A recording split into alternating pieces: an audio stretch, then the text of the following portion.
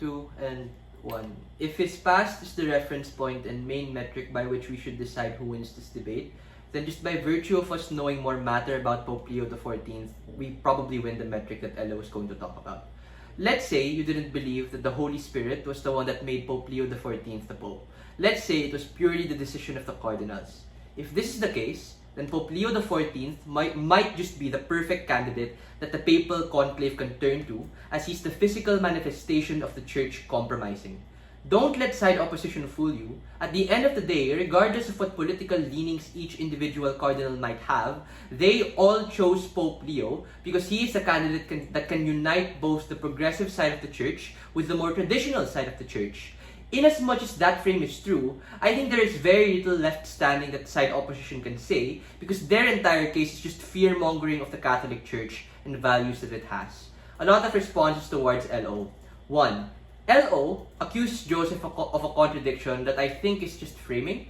Like, don't buy that very dismissive claim. Joseph said that his interests are and how it's probably aligned with where we will go in the future, coming from the legacy that Pope Francis has left to us. That is how the process of the papacy can work. The conclave voted him after rounds of ballots because they believed that he would be the best successor to the seat of St. Peter.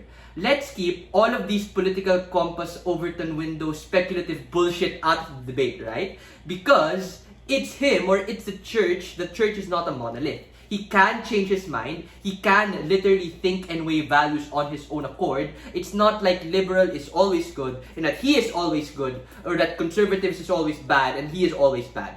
2. I hope you understand this point, right? Pope Francis by the media is said to be a progressive.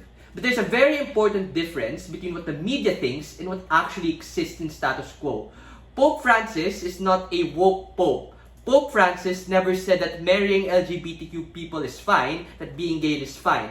The extent of progressiveness that exists within the church is in accepting progressive values insofar as they can consider it a sin to be forgiven. So all of these progressive values that Elo thinks the Catholic Church now represents is to a large extent fake. In fact, if we posit, like we would posit, that Pope Leo is probably the best centrist now, given that most progressives and most conservatives are fine with him having the papacy at the helm. 3. A lot of what LO says is generic Catholic fear-mongering, which is in no way nuanced to the papacy of Pope Leo, right? At best, there's this speculative claim about covering up pedophilia within the church. First, this isn't proven yet. But second, assuming it is true, then he is now in a position for the conclave in media to hound over and hold him responsible to not cover it up. The Pope, by virtue of being the head of the Church and the head of the Vatican State, is under immense scrutiny when he becomes a public figure. No one knew who he was 2 weeks ago. Now he is the talk of the town. That is a good thing. Lastly, we have to note that it's literally day 3 of the papacy, right? Like, to be honest, why not support him? What bad or evil has he done as of right now? We say, support now, deal with it later, hope for the best and prepare for the worst. Why judge so hard and divide the church in the instance where the church is at its most volatile, as to what Elo has said in his speech? Extension. How his papacy will incorporate and serve as the best possible succession plan due to the things that Pope Francis did in his papacy. Why is this true? Pope Francis did 2 major things in his time as Pope. The first thing he did was to incorporate and ordain a multitude of bishops from areas that have been historically devoid of Catholic representation. That is to say, he's ordained bishops in Mongolia, in the Middle East, in Africa. Why is Pope Leo XIV a good person to succeed as a consequence of this particular act that Pope Francis did? Comparing him to Pope Francis, Pope Leo is just a lot more focused on the traditionalized actions that are related to the bureaucracy of the church. Pope Francis was aligned more towards pastoralship and leading and all of that stuff. Pope Leo is more aligned towards the bureaucracy that the church necessarily has to do, because in as much as they are the Catholic faith, they kind of operate under the assumption that they need a lot of this bureaucracy. Pope Leo is great at being able to handle this particular type of bureaucracy, of ensuring that these bishops who were just ordained are now a lot more aligned with Catholic Church teachings, which is the main thing that Pope Francis was unable to do, given that he died as a consequence of them being ordained so recently.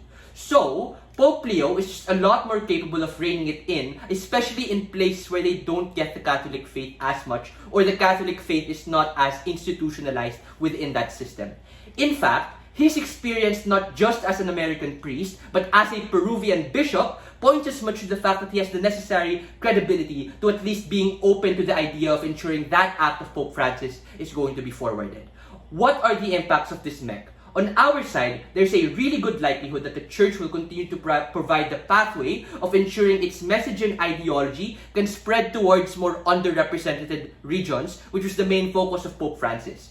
Through our support of this particular act, you enable the faith and you enable the church to be a lot more emboldened and capable to penetrate all of these particular countries. Contrast this with the very unclear characterization of LO. Because what did they say, right? Are there better alternatives? No, man. Because if there was, they probably would have been voted, especially if you don't think the Pope, the Holy Spirit was able to do it. I'll take a POI now, if there is one.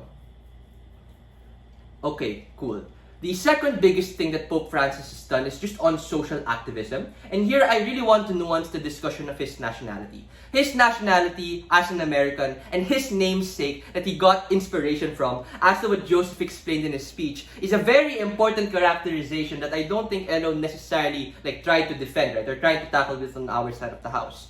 That is to say, as a consequence of him being more open to critiquing or at least being socially active in the world today, he's probably the most perfect opportunity or the most perfect cardinal there who is able to understand the nuances that are happening currently in our geopolitical landscape. That is to say, as a consequence of him being American, as a consequence of being from Chicago, it's more likely that he is able to actually push people, especially in America, to be a lot more cognizant of the fact of how capitalism is such a bad thing, or how all of the social activism shit, not necessarily related to gender and all of that stuff, it is going to be a lot more prioritized during his reign.